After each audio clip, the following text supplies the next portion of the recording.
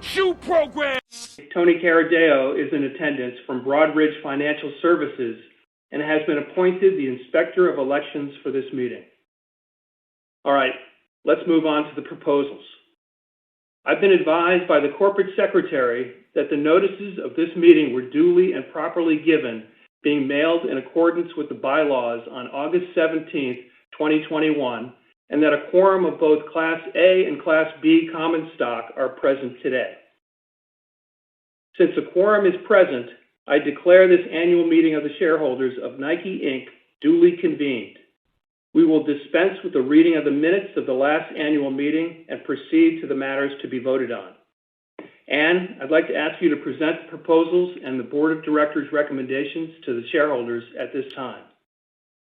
Thank you, Mark. The first matter we will vote on is the election of directors. The board's nominees for election by the Class A shares are Kathy Benko, Beth Comstock, John Connors, Tim Cook, John Donahoe, Tashunda Duckett, Travis Knight, Mark Parker, and John Rogers Jr.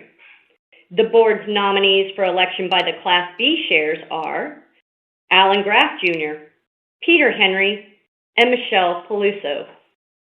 The board recommends a vote for each of these nominees. Thank you, Anne.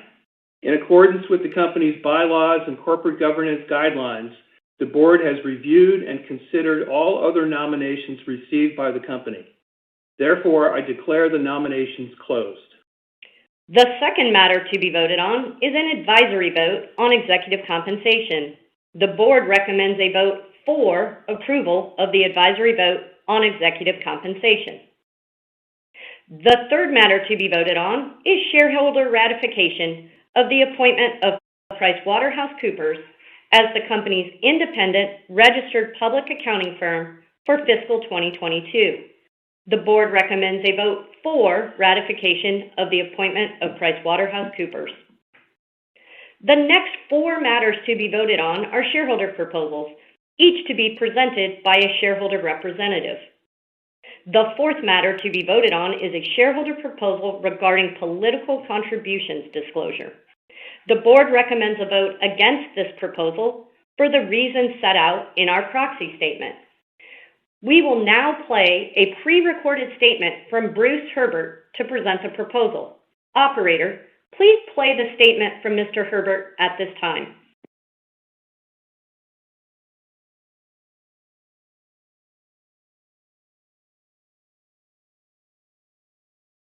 Good morning. My name is Bruce Herbert, and I stand on behalf of Newground Social Investment in Seattle to move proposal number 4, which asks for appropriate disclosure of how Nike spends shareholder dollars for political purposes. Following the heinous January 6th insurrection at the U.S. Capitol, Nike was among dozens of companies that paused PAC spending to the 147 lawmakers that voted to subvert the Electoral College results. In a very dark moment for our country, Nike chose to stand with its peers on a vital issue, and this proposal asks them to do so again. Just months after the insurrection, a conference board publication entitled Under a Microscope, a New Era of Scrutiny for Corporate Political Activity, warned companies, quote, "In this era of intense political polarization and with the immediacy and ubiquity of social media, companies are subject to ever greater scrutiny for their political activities." Then it continued, "This risk is especially high when companies donate to 501c4 groups, since it is not always clear where that money is going, and it may very well end up in a cause that clashes with the company's core values and positions." End quote. Though Nike's proxy statement claims to have followed a comprehensive policy for oversight and disclosure, its policies are decidedly not comprehensive and are not at all transparent regarding payments made to third parties. Recently, 62.4% of FedEx shareholders voted for expanded political disclosure. This is a harbinger of increased shareholder dissatisfaction with corporate obstinance regarding full and transparent reporting. Nike has made mention of a new policy to be implemented in 2022, yet details have not been forthcoming. With detail lacking, Nike shareholders must send a message that half measures were not enough even before January 6th, and certainly are not enough now. We asked Nike to be fully transparent about its political engagement and to again stand with its peers Boeing, Microsoft, and Starbucks, companies that regularly score between 50 to 80% higher than Nike on the prestigious CPA-Zicklin Index, compiled by the Center for Political Accountability in conjunction with the Wharton School's Zicklin Center for Business Ethics Research. Therefore, to bring Nike in line with its peers, to protect our investments, and for the good of country, please join me in casting a vote for proposal number 4. Thank you. Thank you. We have now covered this proposal. The fifth matter to be voted on is a shareholder proposal regarding a human rights impact assessment. The board recommends a vote against this proposal for the reasons set out in our proxy statement. We will now play a pre-recorded statement from Johar Ilham to present the proposal. Operator, please play the statement from Ms. Ilham at this time.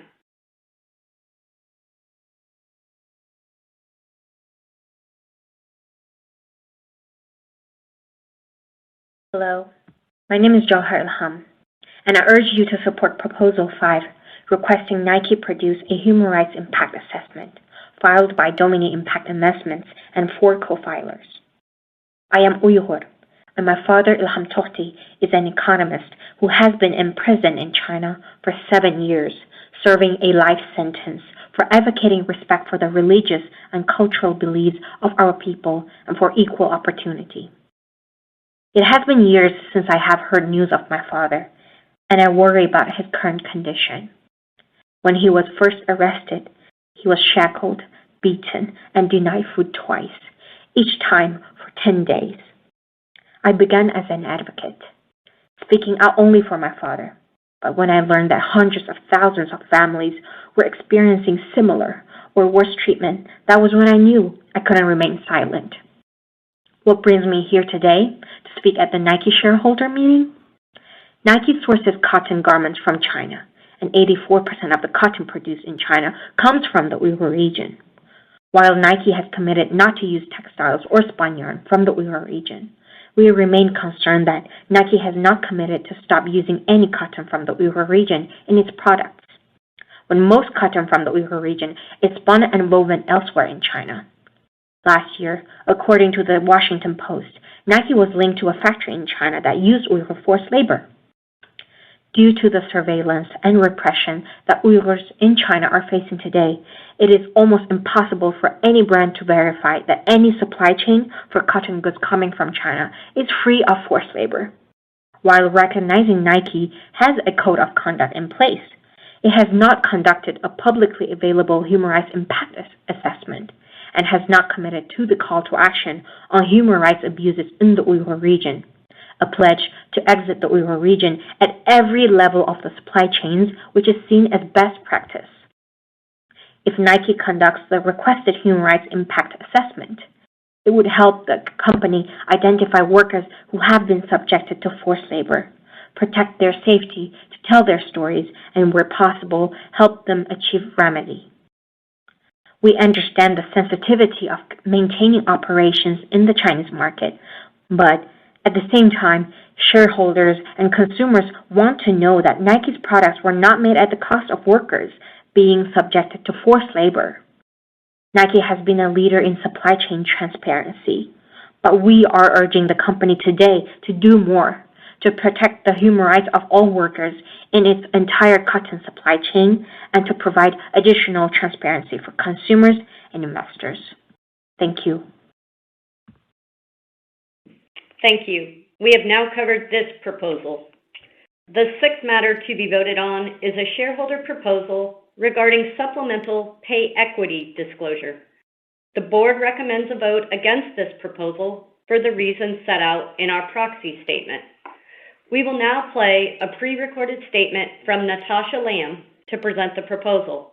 Operator, please play the statement from Ms. Lamb at this time.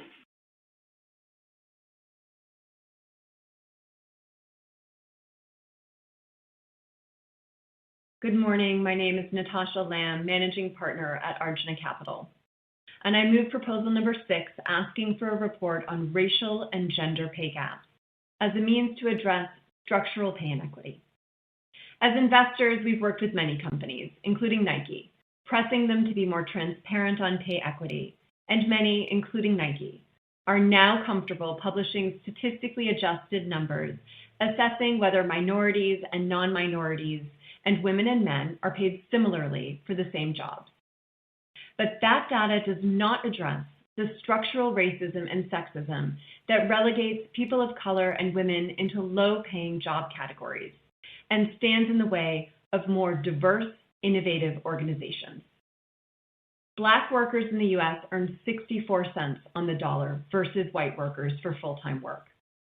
Women in the U.S. earn 83 cents on the dollar versus men. These median statistics are troubling, and the data is raw. The data is straight up what they're paid for full-time work versus their white majority and male peers. It's not statistically massaged to make it look like there's pay equity by breaking employees into their respective job buckets. The gender pay gap is literally defined as the median pay of women working full-time compared to the median pay of men. This assessment is considered the valid way of measuring pay inequity by the U.S. Census Bureau, the Department of Labor, the Organization for Economic Cooperation and Development, and the International Labor Organization. Not to mention the United Kingdom and Ireland, which now mandate disclosures of median pay gaps. Nike reports a 4% base gender pay gap and a 25% bonus pay gap for its UK operations. But notably, our company has not published median information beyond the UK. The companies that are comfortable publishing unadjusted data, Starbucks, Citigroup, Adobe, Pfizer, MasterCard, and others, are showing leadership. They're not hiding behind massage data because they know that by being transparent, they are creating a new standard of best practice for accountability and performance. I'm frustrated to say that Nike is not one of those companies. And I'm surprised that given where we are as a country, the pay divides that have been exacerbated by the pandemic, and the protests to uphold Black lives, that the company is fighting this simple and reasonable request. Thank you for your time, as we firmly believe our company is best served by a transparent, fulsome, and honest accounting of pay equity. Thank you. We have now covered this proposal. The seventh and final matter to be voted on is a shareholder proposal regarding diversity and inclusion reporting. The board recommends a vote against this proposal for the reasons set out in our proxy statement. We will now play a pre-recorded statement from Jalen Spann to present the proposal. Operator, please play the statement from Ms. Spann at this time.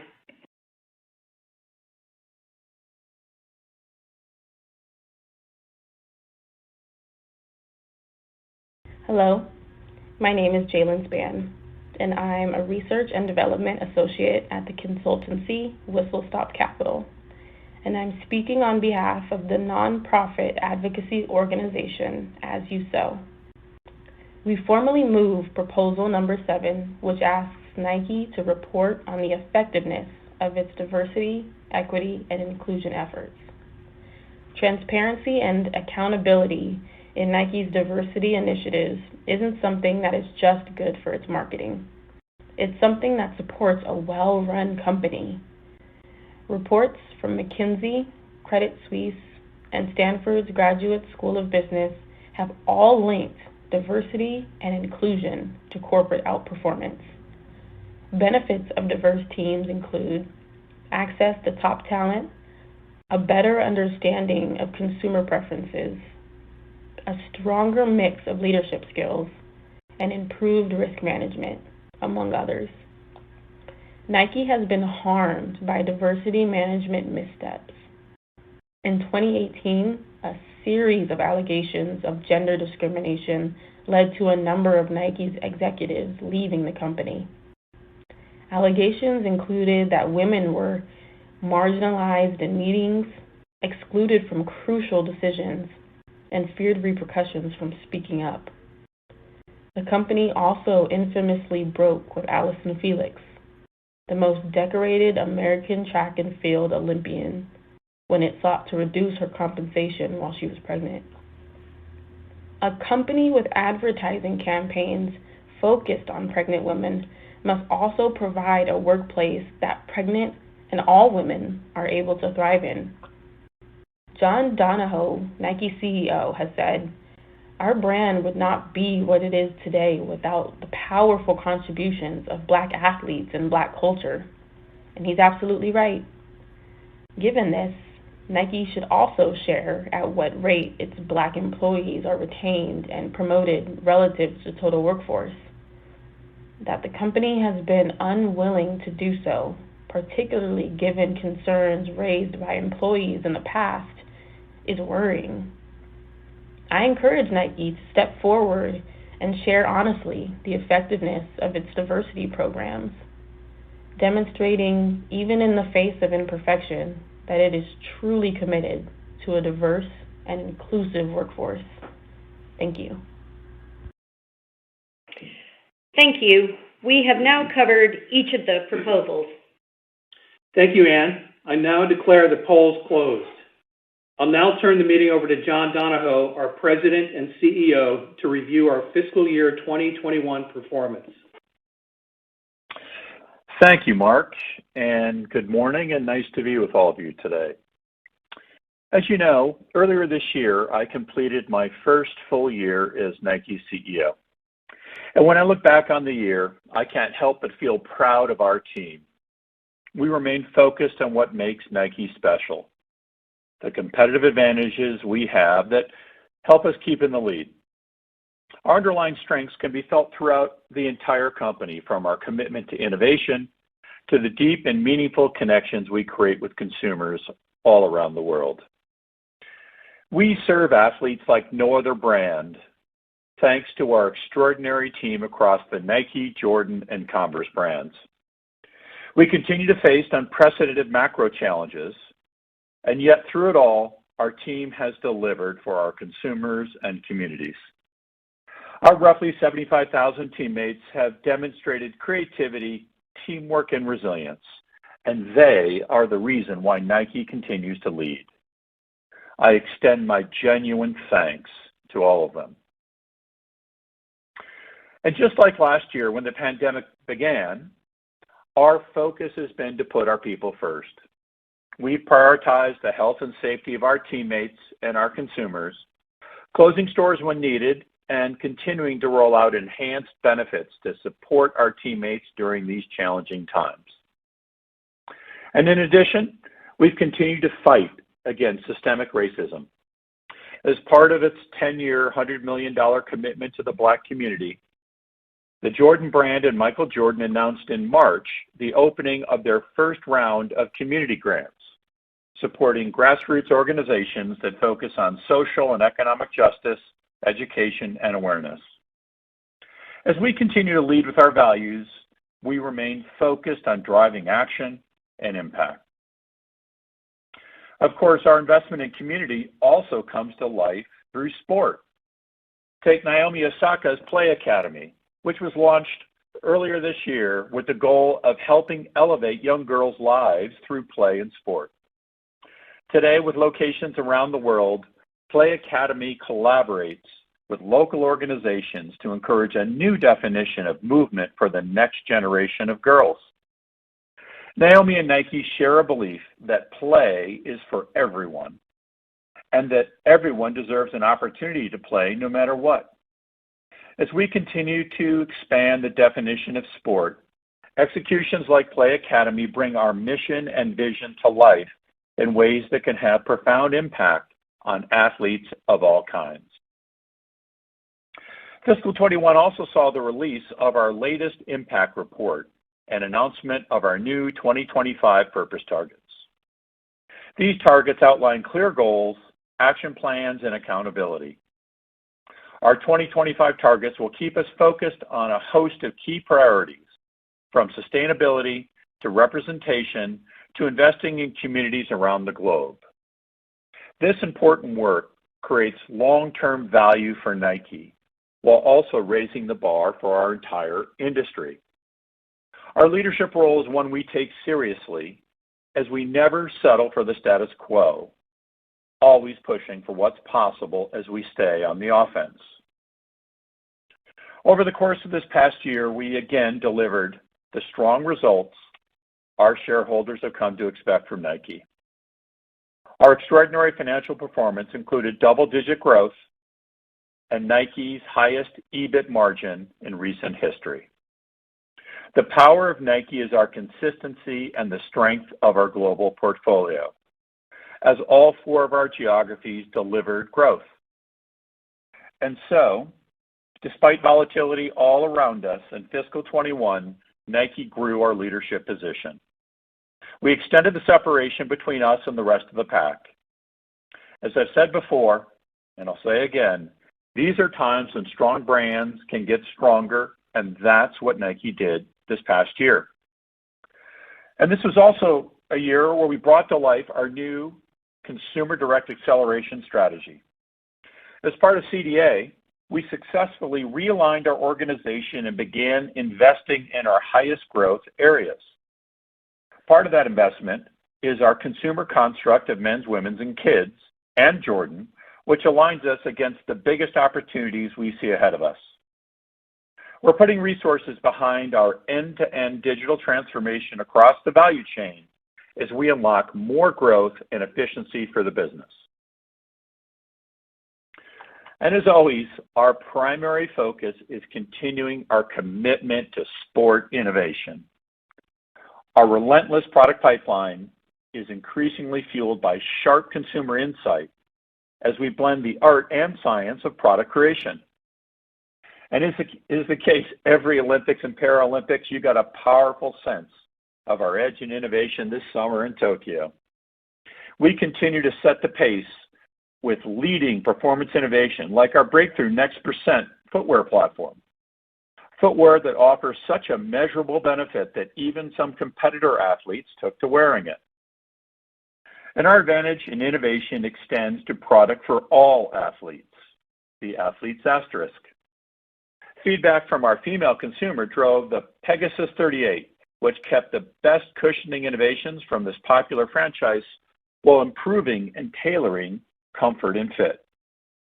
And we remain focused on always bringing fresh points of view to our most loved iconic footwear, the Air Force 1, the Air Jordan 1, and our deep lineup of Air Max. Our deliberate strategy to add new styles and colors continues the expansion of these popular platforms. This innovative mindset can also be seen as we expand the global community of athletes. Our Nike M maternity collection and the new Nike Yoga collection were both big hits with consumers in fiscal 21 as we grow sport through inclusivity. And these collections set the standard for the industry as they were specifically engineered to deliver the exact fit, movement, and comfort demanded by consumers.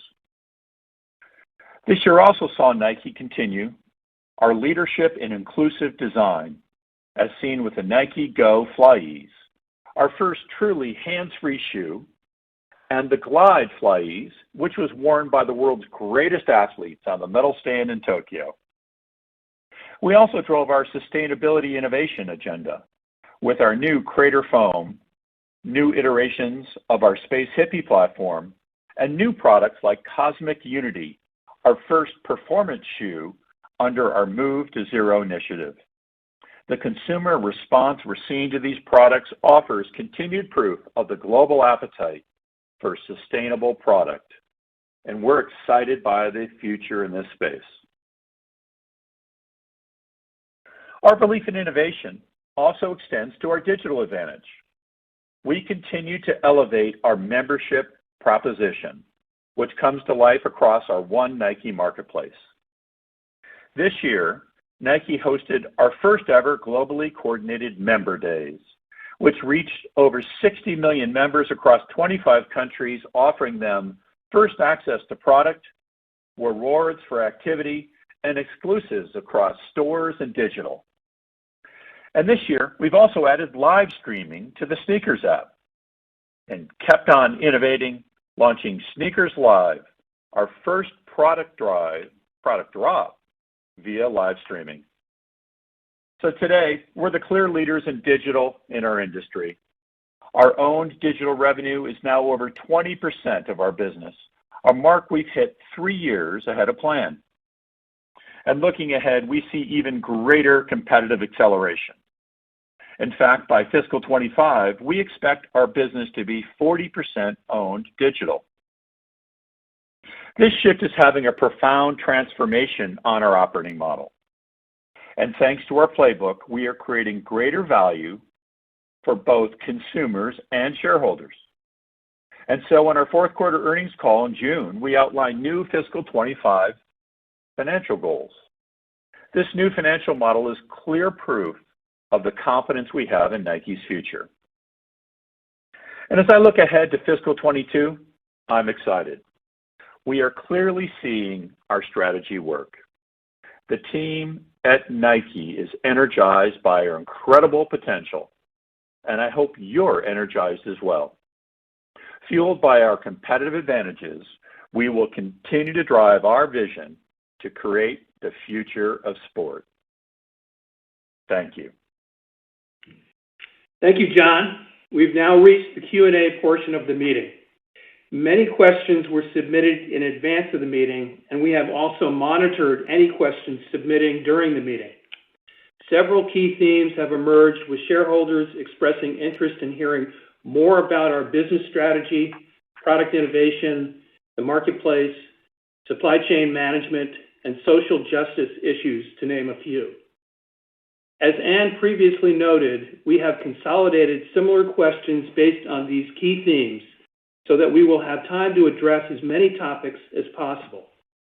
Joining me to answer these questions are John Donahoe, as well as Matt Friend, our Chief Financial Officer, and Heidi O'Neill, President, Consumer and Marketplace.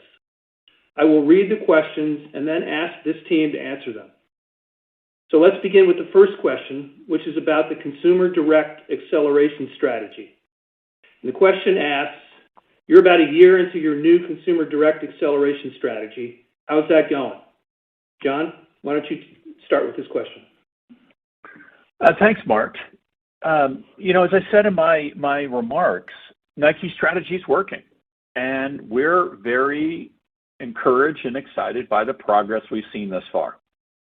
The Consumer Direct Acceleration is transforming Nike with direct impacts that we can already see on our ability to serve consumers end-to-end with a premium and seamless experience, and on our business. Heidi, you've been leading so much of implementing our CDA and our geographies across the world. Maybe you can share a little bit more about how it's coming to life. Oh, sure. Happy to. Thanks, John. With the CDA, we successfully realigned our organization to further invest against our highest growth areas. We are now even more focused on accelerating our direct model and the technology to scale and maximize this opportunity. Part of that investment is also our simpler consumer construct of men's, women's, and kids, and that aligns us against the biggest opportunities we see ahead of us. Just to give you a few examples, our investment in serving women is paying off. In fiscal 21, Nike Women's was an $8.5 billion business and drove outsized growth of 22% versus our prior year. We're also dedicating more resources against the kids business within innovation and insights, and we're finding kid-specific innovation models outperforming adult takedowns in the marketplace. And we're putting resources behind our end-to-end digital transformation across the value chain as we unlock more growth and efficiency for the business. Above all, our strategy positions us to lead and drive continued market separation while always connecting consumers to their passion for sport. Matt, is there anything you'd like to add? Well, I'd just add that the Consumer Direct Acceleration is having a profound effect also on our operating model. Our relentless focus on serving consumers is resulting in healthy, profitable growth, and the shift to a more direct model has resulted in Nike's highest EBIT margin in recent history. The investments we've made against our end-to-end digital transformation are making us more agile, and we're building the capabilities that are required for Nike to operate a digitally led omnichannel direct-to-consumer business at scale. As you saw in fiscal 21, our Nike Direct business is approaching 40% of total Nike brand revenue, with digital representing 21% of total Nike brand revenue, a milestone we've reached 3 years ahead of our prior plan. Looking ahead, we see even greater competitive acceleration. By fiscal 25, as John, you mentioned earlier, we expect our business to be 60% direct-to-consumer, with 40% of our business to be Nike-owned digital. Great. Thanks, Heidi and Matt, for sharing those details. The second question is about innovation. A year and a half ago into the pandemic, how is your innovation pipeline looking? Are you going to be able to still deliver innovative performance products to your consumers? John, your thoughts?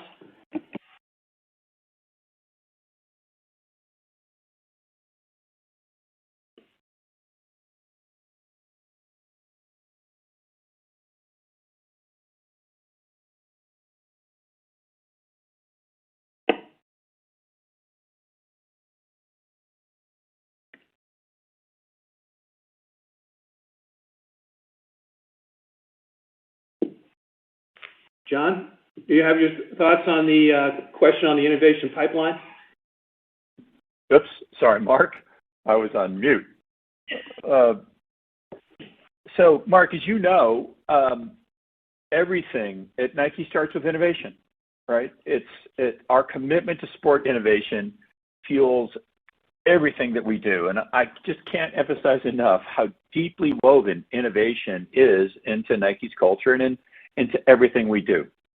It's part of the magic secret sauce of Nike, that ability to combine the science of data and consumer insight with the magic of the art of design, storytelling, and the creative process. And so today we're more confident than ever in our innovation pipeline. And our new organization structure is helping us really sharpen and deepen our focus into the areas that matter most to consumers and allow us the biggest opportunity to innovate and grow our business. You know, I mentioned in my remarks the consumer insights function now, which is allowing us to go deeper in our understanding about consumers in key areas like women's. I mentioned the Pegasus 38, and it was just a great example of how we were taking a long-term core running franchise for Nike, the Pegasus, and take all the benefits of it, and yet with sharp insight around women, make sure we adapt and innovate in a model that provides greater fit and comfort for women consumers. And the results are proving out in the marketplace.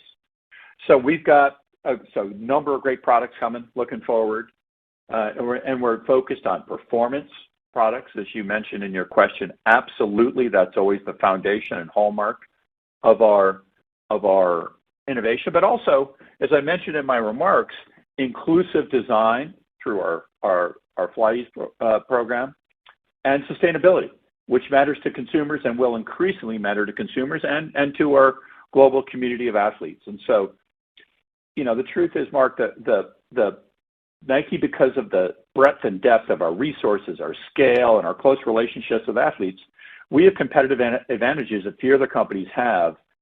And we are absolutely during this pandemic, doubling down on our investment in these things so that we can continue that long track record of innovation and emerge from this period even stronger than we did coming in. Okay, thanks, John. And I'll just add, you know, the pace of innovation has not slowed down at all. It's really exciting to see what's coming. This next question is for me, and it looks like a bit of a fun one. Reads simply, Mark, as chairman of Nike, what shoes are you wearing today, and why did you pick them out this morning? Okay. Well, I'm wearing my latest go-to running shoes, a shoe called the Invincible. And for me, it's all about comfort. This is one of the best, you know, running shoes we've got, and the ride is incredible. I didn't mean to make this into a Nike commercial, but it's a fantastic shoe. Thanks for that question. The next question relates to digital and the One Nike marketplace. Question is, how is Nike's digital ecosystem performing, and what role will brick and mortar stores play in your future offense? Heidi, why don't you take this question? Sure, thanks, Mark. And I love this question, so thanks for it. And I'll start by reiterating what we've mentioned before. Our strategy is definitely working. We're being very intentional in our plans to shape the marketplace of the future and how we intend to lead it. The reality is our consumers are telling us what they expect from us. They want a premium and seamless brand experience wherever they shop. This leads with digital, online to offline services, and honestly, an emphatic call for physical experiences as we continue to invest in store concepts and serve consumers across the marketplace. So as we accelerate the digital-led marketplace of the future, our commitment is to serve our consumers more personally and at scale. We will do this through our own channels as well as with select key partners that share our vision of offering expanded choice and access to sport and to Nike. Across the entire One Nike marketplace, we connect with consumers through Nike membership. You are seeing us elevate our membership proposition in our app ecosystem and our stores experience. This seamless experience is winning with consumers and enabling us to create a premium journey and incremental business value for that multi-channel shopper. Our agility and our sensing to serve consumer shifts in the marketplace will enable us to fully capitalize on incremental market opportunities, and our digitally enabled physical stores will continue to play a critical role to better serve and create deep relationships with our consumers. We see this opportunity across our store concepts, including the Nike Live mono-brand fleet.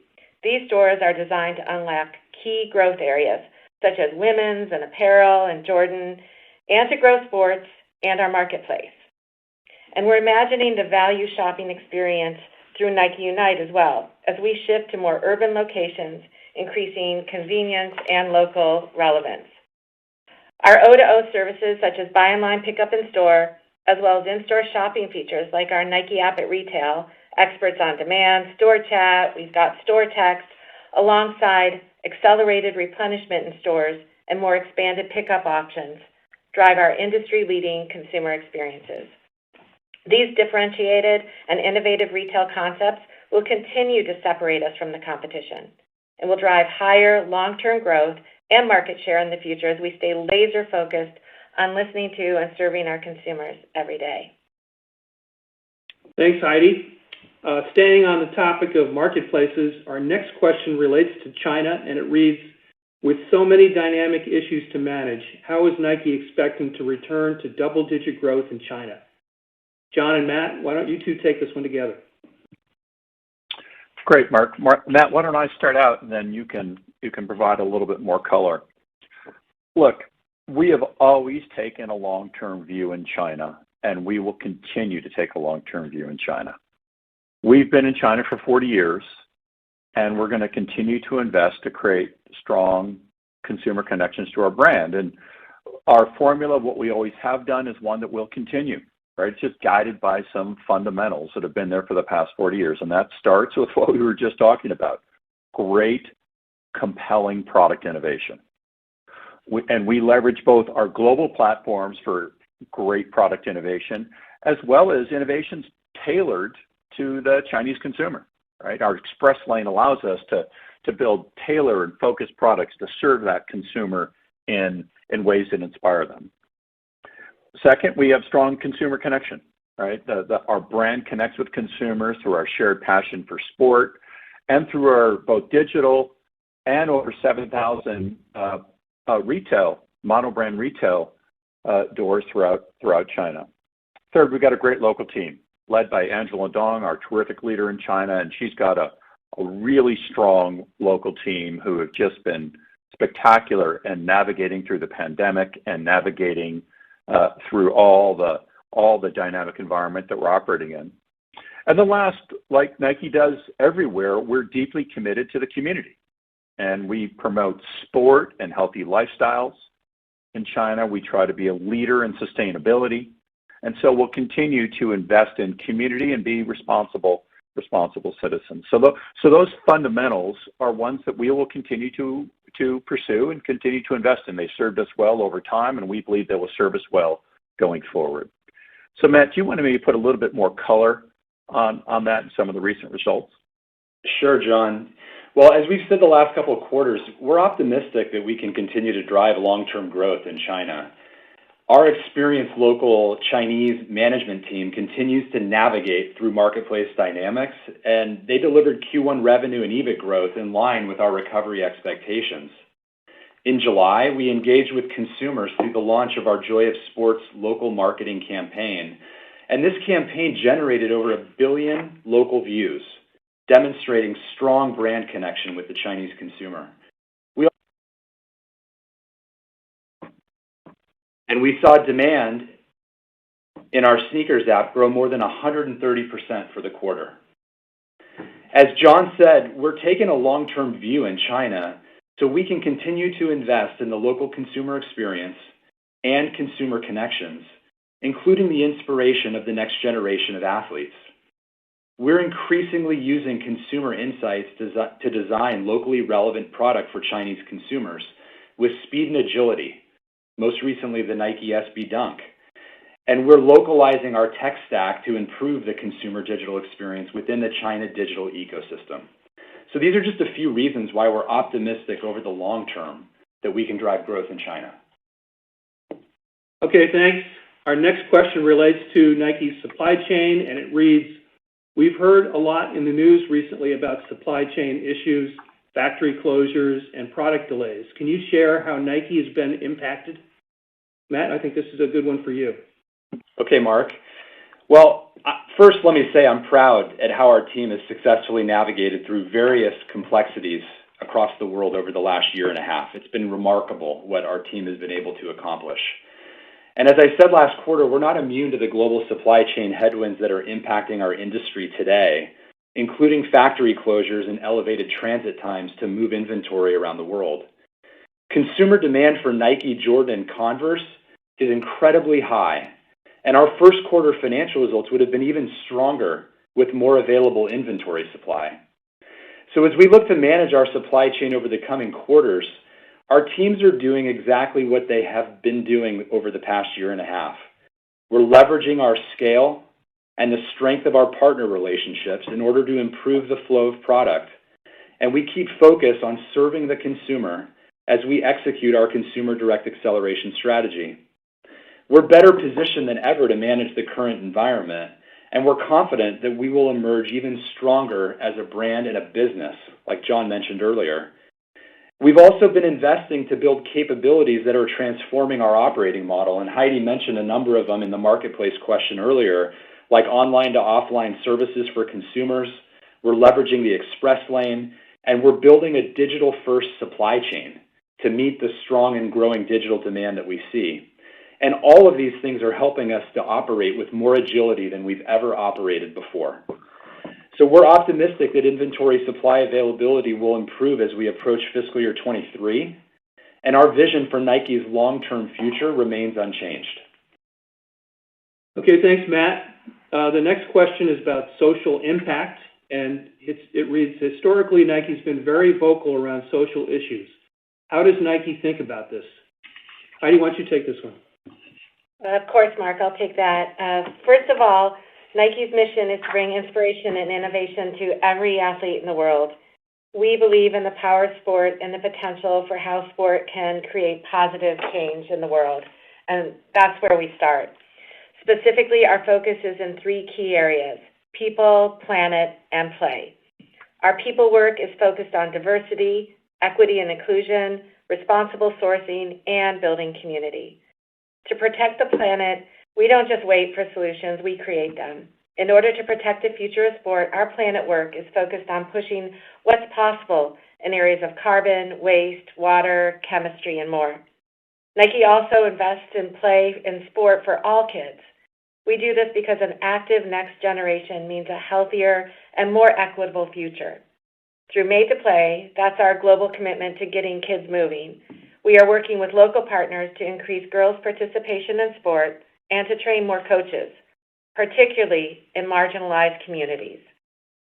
Regarding social issues in particular, we hold ourselves to a high standard given the heritage of our company and our brand. We have a responsibility to help create lasting change, grounded in sports and the voice of our athletes, to support underrepresented groups who are loyal consumers of our brand. we are taking focused action to drive change both internally with our employees and externally with consumers. And while we have made some progress over the last couple of years, we know we have a long way to go. Thanks, Heidi. It looks like we have time for one more question, and that's staying on the topic of purpose. And the question still reads, we hear a lot about diversity and inclusion, gender equality, and racial justice in the news and around the world. Can you share a little bit more about your efforts in this space, both within your own workforce as well as other communities and stakeholders? John, why don't you take this one? Yes, thanks, Mark. This is a very important question. And you know that at Nike, we are guided by our strong values, right? We are a brand of hope and inspiration, and we deeply believe in the power of sport to bring out the best in people. And we believe in the potential of people to bring out the best in the world. And so as society continues to reckon with some of our most pressing challenges and injustices, we're committed to standing up for one of Nike's core values, equality. Now, regarding racial justice, our brand, this was referenced earlier in one of the remarks, our brand would not be what it is today without the powerful contributions of Black athletes and Black culture. And that's one of the reasons we're taking meaningful action to support organizations focused on advancing racial equity and racial equality across the U.S. I mentioned that in our remarks. And Mark, we have been, as you well know, and will continue to be a real leader externally in standing up for racial and social justice. But importantly, we're also focused on becoming a leader internally by building a diverse and inclusive team and culture, one in which all voices are welcomed and heard. And this culture of belonging reflects the diversity of our athletes, of our communities that we serve, of our consumers, and very importantly, of our team. Now, we, once again this year, have published our diversity data, as we do every year, in our impact report. And it shows that our efforts to improve representation have been made some progress, right? And so women now represent 49.5%, almost half of our global team, and representation of racial and ethnic minorities in the U.S., which is where we can measure it and where we can get the data. They now represent 29% of our VP leadership team in the U.S. And so, so this is progress. We're to be crystal clear, we still have much work to be done, but we're focused on it. And we're excited about building future leaders. In fact, we just completed a great summer intern class, which was the most diverse yet.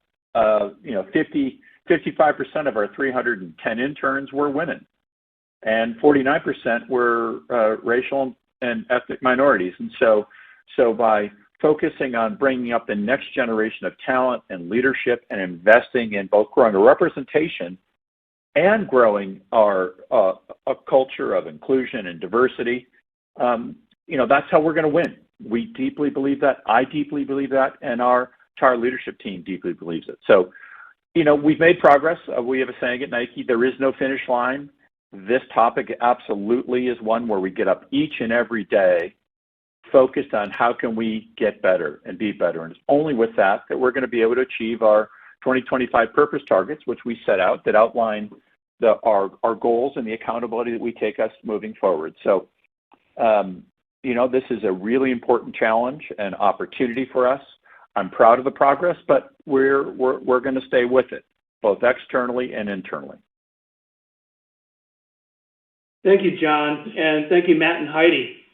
And thank you, everyone, for your thoughtful questions. At this time, I'd like to hear the voting results. Ann? Thanks, Mark.